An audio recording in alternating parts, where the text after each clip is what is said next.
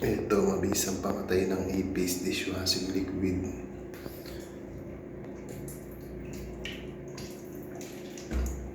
Seconds lang yan, mamamatay agad yan. Tingnan nyo. Sa loob lang ng ilang segundo, patay agad ang ipis.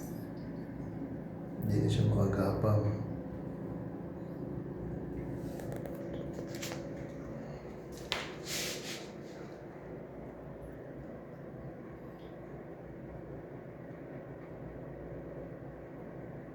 Patay na siya, guys. So,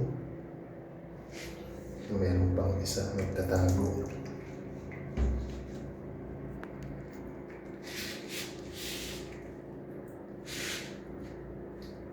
Tayo natin lumabas.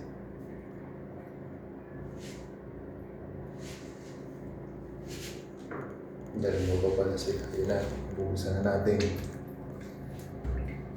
Just seconds, patayan. Patayan dito sa dishwashing liquid. Ito pa may isa. Tingnan nyo, guys. In just seconds, patay agad sila. Yung isa ko namatay na agad.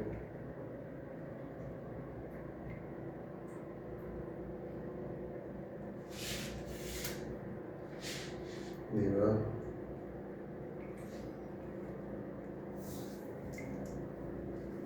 Dishwashing liquid lang at saka tubig. Tingnan natin kung may nagtatago pa rito.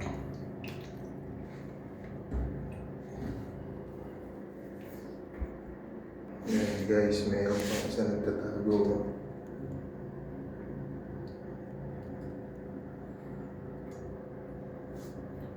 Lalabasin natin.